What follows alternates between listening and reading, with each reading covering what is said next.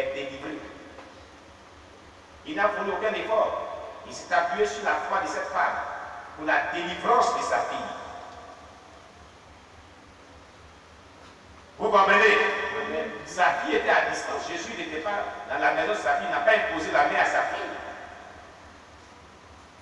Mais ce n'est pas la fille non plus qui a manifesté une foi. C'est par l'intermédiaire de la foi de sa mère que cette fille fut délivrée des démons. Donc vous pouvez accompagner une personne qui est démonisée chez un homme de Dieu. La personne peut ne pas avoir la foi. Mais vous qui accompagnez la personne, si vous manifestez la foi, Dieu peut utiliser l'homme de Dieu pour délivrer la personne qui est démonisée, ou qui est possédée, ou qui est contrôlée, ou qui est influencée par un démon, ou par des démons. Nous pouvons vraiment ainsi être un canal par lequel Christ peut passer, disons, pour délivrer quelqu'un qui n'a pas de foi. Sa fille n'avait pas de foi, elle était couchée à la maison.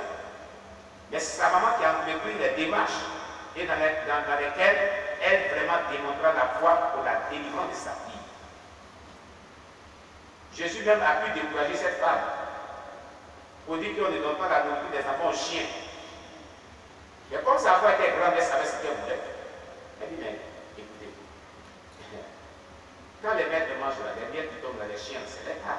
Donne-moi la part que je demande. Donne-moi ça.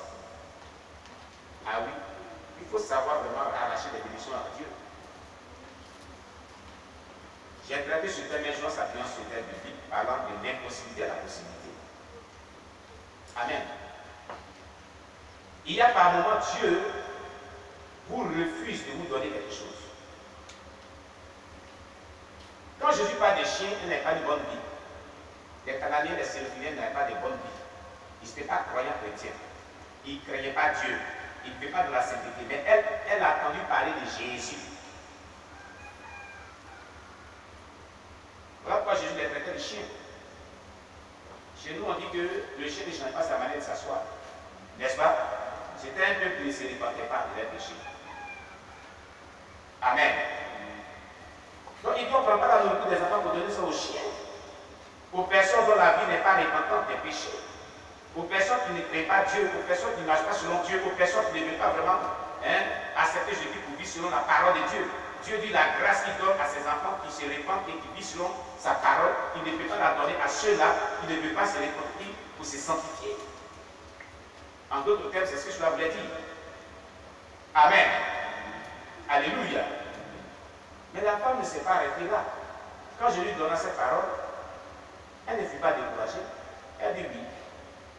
C'est vrai ce que tu as dit, maître. Mais quand les maîtres mangent à table, les miettes qui tombent là sont la part des chiens. Donc c'est vrai, nous sommes des chiens et puis je suis chien. Mais je m'appelle à la nourriture. Miettes, donne-moi ça. Des miettes, c'est pour moi. C'est pas pour le mettre, c'est pour ça qu'il laisse tomber. Est-ce que ça veut dire?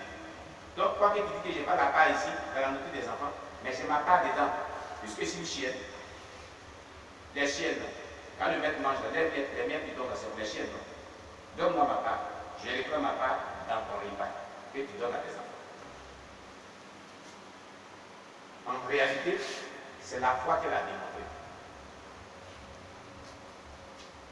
C'est pour cela, Jésus n'a pas fourni d'effort. Il n'a que déclaré une parole. Et il s'est opéré une délivrance à distance. Au travers de la foi de la mère de cette fille. Mais tu vois les miracles s'opérer dans ta vie. Ou dans la vie d'un enfant que tu as qui est récalcitrant, dont la vie n'est pas transformée. Manifeste une grande foi comme cette femme syrophienne. Mon cher ami, tu as compris? Ça résonne dans ton esprit.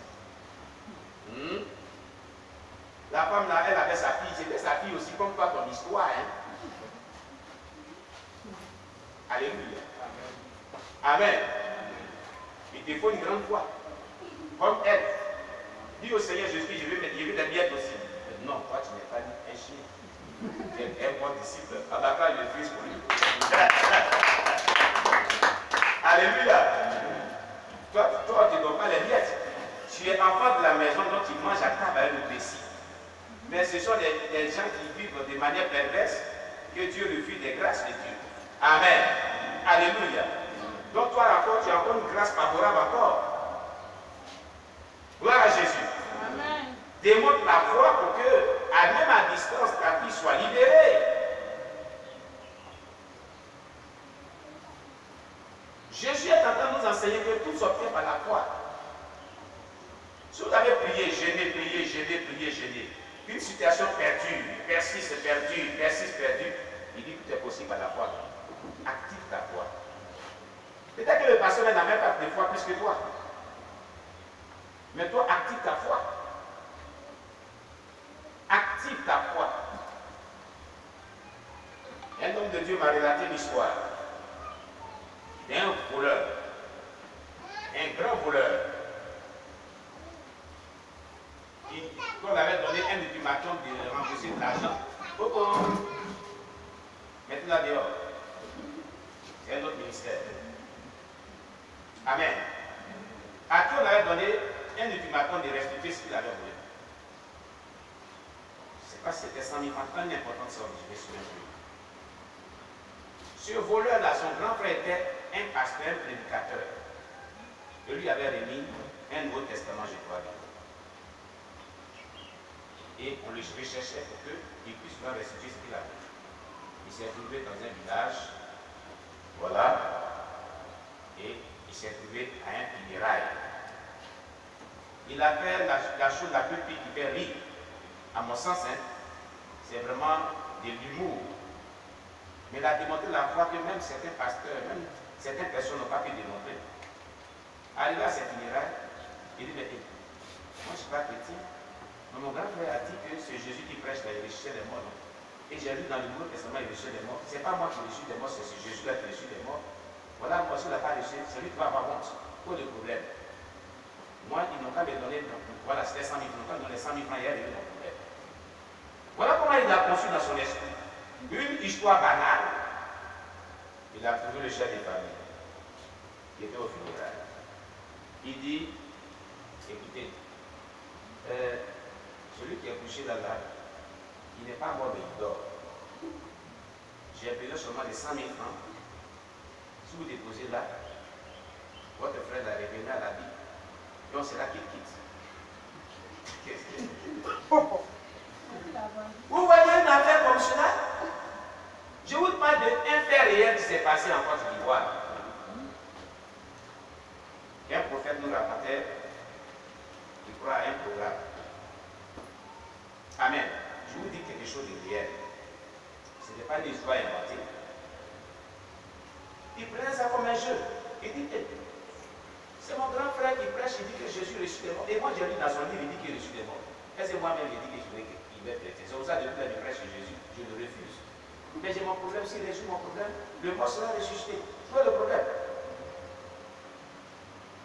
Il a parlé au chef de la famille. Le monsieur n'a pas consulté ça. Il dit, j'ai dit, moi là, je sais que ce frère sera ressuscité. Donnez-moi 100 000 francs sur le nom. Vous n'allez plus pleurer ici. Alléluia.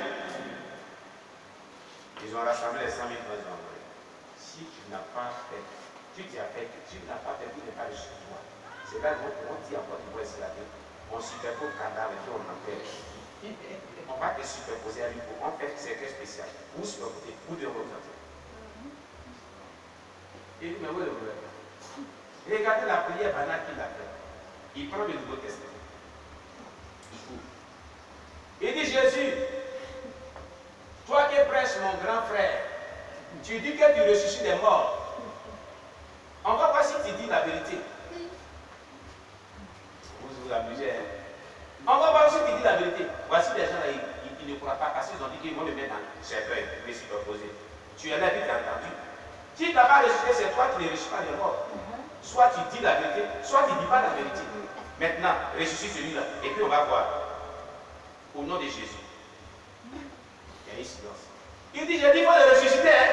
Moi, je ne vais pas être dans le cercueil. C'est prière qu'il est en train de faire. Mais Dieu honore son nom. Dieu relève des défis. Il y avait du monde. Dieu devait glorifier son nom. Le cadavre l'a s'est levé. Parents, amis, ils ont fui d'abord. Ils ont couru jusqu'à, ils sont rentrés. Là où ils ne pouvaient rentrer. Après, ils sont ressaisis. Ils reviennent. Le frère s'est levé, il a levé les plumes à son nez, il s'est assis. Et c'est lui seul, le délinquant qui était auprès de lui. Il dit, j'ai dit, venez, donnez-moi mon argent, moi j'ai pas dit. Voilà votre frère là, je vous avais dit non, le voilà. Il a donné son argent, il est parti. Arrivé devant, il s'est assis. Il a dit, Jésus, c'est vraiment vrai. Hein? C'est vraiment vrai. Hein? Il est reçu vrai, c'est sérieux. Acclamez le Seigneur Jésus. Et c'est passé à quoi il ici? C'est la foi qu'il a démontrée. Mais c'était comme un fait banal. Sa prière était comme vraiment un jeu d'enfant. Comme de la comédie. Vous comprenez? Mais puisque c'était fait dans le public, et qu'il y avait du monde, et que Dieu, il s'appuyait sur la partie, il a ouvert le Nouveau Testament. Il a déclaré des paroles. Quelqu'un qui ne connaît pas Jésus, qui n'est pas encore converti, un délinquant, a manifesté la foi qu'il ressuscite des morts, et le mort est ressuscité. Tout simplement parce qu'il a mis Dieu au défi. Il a mis Dieu au défi. Il dit, tu dis que tu ressuscites des morts. Et mon grand frère l'a prêché sur la plusieurs fois. Moi j'ai entendu. J'ai lu aussi dans ton livre là que tu ressuscites des morts. Les gens que tu vois là, quand j'ai parlé de ça, ils disent qu'ils vont même à cette heure. Si le mot là n'est pas ressuscité, donc il faut faire, on va voir. Soit tu dis vrai, soit tu dis faux. Vous comprenez? Jésus a ressuscité les morts. On lui a remis les 100 000 francs des partis. C'est la foi qu'il a démontrée. Je vais exhorter une personne ce matin et ce midi. Que si tu ne manifestes pas une aussi grande foi, ce que tu recherches avec Dieu, là, tu ne peux pas l'obtenir. Il te faut la foi pour l'obtenir. La foi est le dernier recours. Si vous gênez ou priez pour une situation qui perdure, la foi est le dernier recours. Jésus dit que tout est possible à celui qui croit. La foi est le dernier recours. Par la foi, toutes choses s'obtiennent avec Christ. Dans Marc chapitre 16, verset 17 à 20. Verset 17 à 18. Dis-nous, Marc chapitre 16, verset, à partir du verset 17. Dis-nous.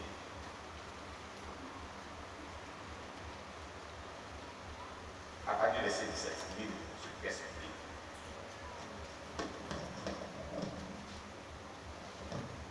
Marc chapitre 16. Oui. À partir du verset 17. Oui. Voici les miracles qui accompagneront ceux qui auront cru. Allons doucement. Pas à pas. Les miracles vont accompagner qui? Ceux qui auront cru. Ça veut dire qu'il y a une catégorie de personnes qui croient en Jésus-Christ. On dit ceux. Et il y a une catégorie de personnes qui ne croient pas en Jésus-Christ. Tu es de quelle catégorie? Tu es de quel bord? De ceux qui ne croient pas en Jésus-Christ? Non. Hein? Non. Tu fais partie de ceux qui croient en Jésus, non? Donc tu es concerné par ce qu'il va te dire maintenant. Voici les signes des miracles qui accompagneront ceux qui auront. Ceux qui auront. Continue. On va voir ces signes et ces miracles. À mon nom, ils chasseront les démons. Premier miracle, allons doucement. Jésus dit, si toi tu crois en lui, en son nom, tu as la capacité, tu as l'autorité de chasser les démons au nom de Jésus-Christ. Si tu crois vraiment en lui, les démons qui te fatiguent, il t'a déjà donné l'autorité sur lui par le fait que toi tu es un croyant chrétien. C'est tout. Tu as la foi en lui, tu as cette capacité de dire aux démons de s'en aller, de lâcher Christ à lui. Maintenant le problème, est-ce que tu crois vraiment? Parce que croire suppose que tu as la foi nécessaire, la capacité nécessaire, de la foi nécessaire que Dieu recherche en toi, qui peut t'amener à chasser le démon. Est-ce que tu as vraiment cette capacité nécessaire? Tu l'as?